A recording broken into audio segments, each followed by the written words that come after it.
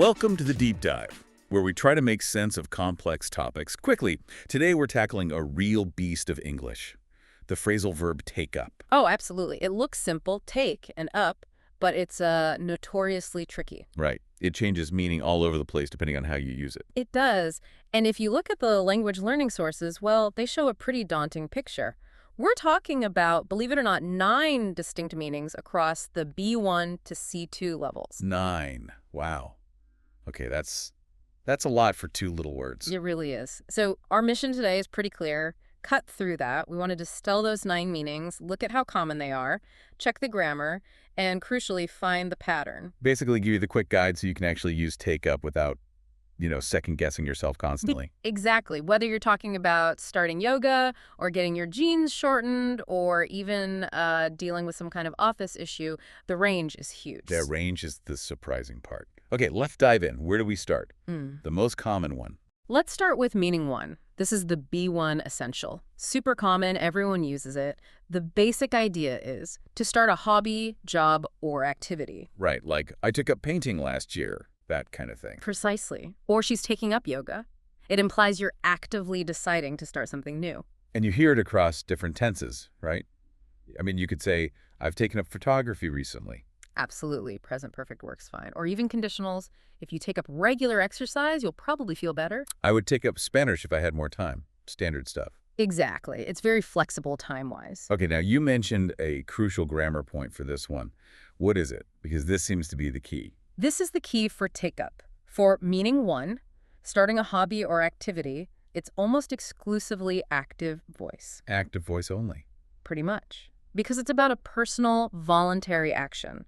Trying to make it passive sounds, well, wrong. So you wouldn't say, like, yoga was taken up by her. You could technically structure it that way, but native speakers just don't. It sounds really unnatural. Stick to, she took up yoga, they took up swimming. Active is the way to go here. Got it. Active voice for starting things.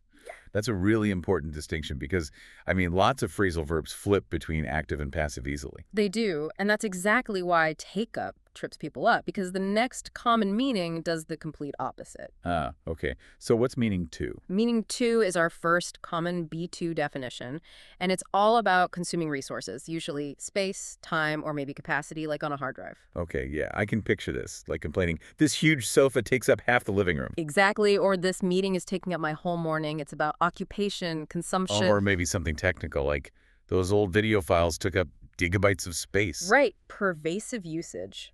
Now here's the twist. Remember how meaning 1 hated the passive voice? Yes, active voice only. Well, meaning 2 loves the passive voice. It's completely natural here. Really? Why the change? Because the focus shifts. It's not about the person doing the taking up anymore. It's about the resource being taken up. The space, the time, the data. Ah, I see. So the object, the resource, is kind of the victim of the action. Sort of, yeah. And that makes the passive structure feel right. You can absolutely say, half the living room is taken up by the new sofa, or my morning was taken up by that long meeting. Okay, that's genuinely useful. So, meaning 1, hobby, active voice only. Meaning 2, space-time, passive voice is fine. That's the core distinction you need to internalize. It makes a huge difference to sounding natural. Definitely. Okay, we've got the 2 big ones and their grammar. What's next? More formal stuff. Yes.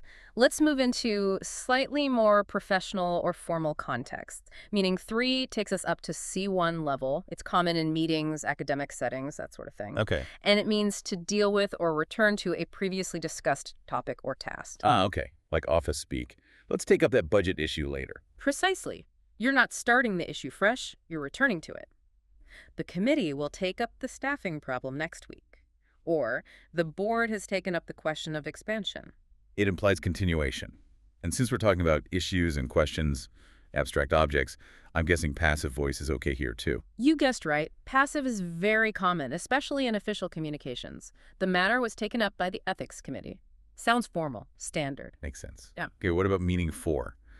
You said it was related but different. Yeah, meaning 4 is B2 level, quite common, especially in business or competitive situations.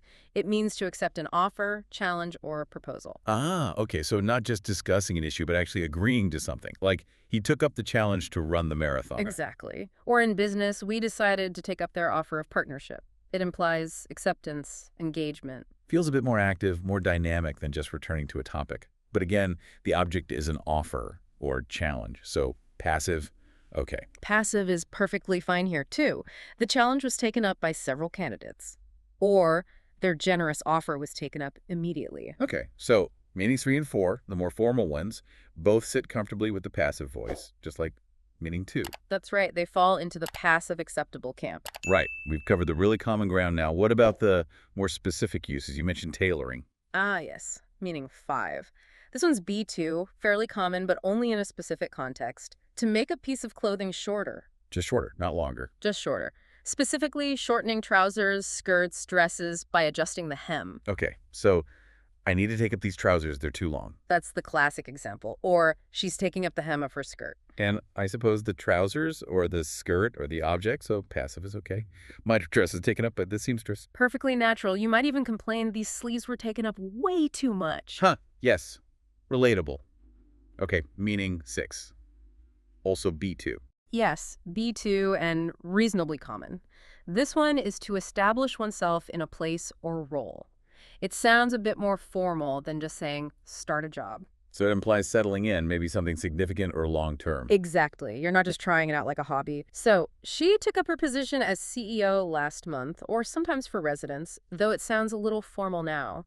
He has taken up residence in the capital. Okay, taking of a role or residence. Got it. Now we're heading into C1 territory again. We are, meaning 7 is C1, less common and quite formal or even academic. It means to adopt, absorb, or incorporate something, usually something abstract, like ideas, theories, or systems. So not just accepting an offer, but really integrating an idea. That's the nuance. It's about assimilation. You might read, the theory was quickly taken up by other researchers, or the government has taken up the proposal for nationwide recycling. It sounds similar to meaning 4, accepting a proposal, but this feels more intellectual. Exactly. It's about the idea itself being adopted or spreading. Interesting. Okay, nearly there. Meaning 8. You said this one was colorful. Ah, yes, meaning 8. It's C1, but uncommon now, and feels a bit informal, perhaps slightly older British English. It means to get involved or associate with someone or something, often used with. Okay, like making friends. Sort of, but it usually has a slightly negative or questionable undertone. The classic example you always hear is, he took up with a bad crowd after leaving school. Ah, okay. So it implies a choice, maybe not a great one. Often, yes, it implies a voluntary association. And, wait, voluntary association? This sounds like meaning 1, starting a hobby. That was strictly active voice. Does this follow the same rule? It absolutely does. This is the other main exception. Because it's about a personal, voluntary choice, who you associate with the passive voice sounds wrong again. So you wouldn't say a bad crowd was taken up with by him? No, definitely not. It just doesn't work. It needs the active voice because the person's choice is central. So meanings 1 and 8 stick to active voice. Fascinating. Okay, 1 left, meaning 9. The grand finale. The historical artifact, really, meaning 9 is C2, extremely rare today. It simply means to pick up or lift something, physically lift it. Like, take up the book. Exactly, but nobody says that anymore. We just say pick up or lift. This meaning is almost entirely obsolete in everyday speech. So where would you even encounter it? Only in very old texts or maybe historical fiction trying to sound authentic. It's literary, archaic. Like the classic image, the knight took up his sword. Precisely that, and charged. It paints a picture, but you wouldn't use it for, taking up your phone. Right, use pick up for that.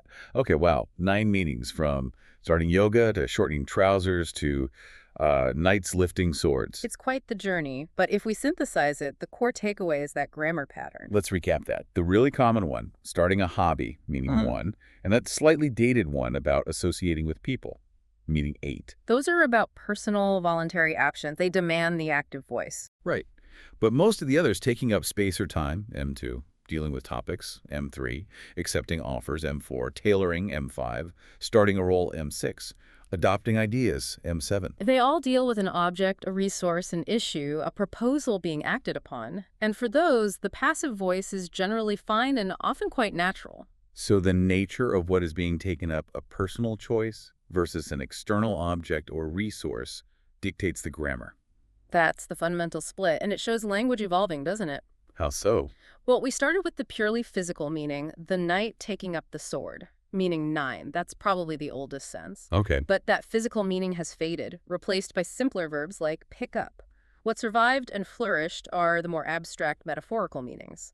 Taking up time, taking up a challenge, taking up a hobby. The abstract uses outlive the concrete one. Exactly. Language adapted. That's a great way to think about it. Yeah. Okay, so you've heard the 9 meanings. You've got the crucial grammar rule.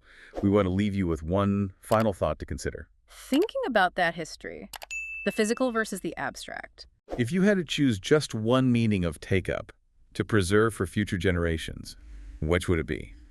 Would you keep that vivid, archaic image of taking up the sword, connecting us to the past? Or would you choose the incredibly useful, everyday meaning of taking up a new hobby, something practical that enriches modern life? History versus utility, something to mull over next time you encounter this surprisingly complex verb.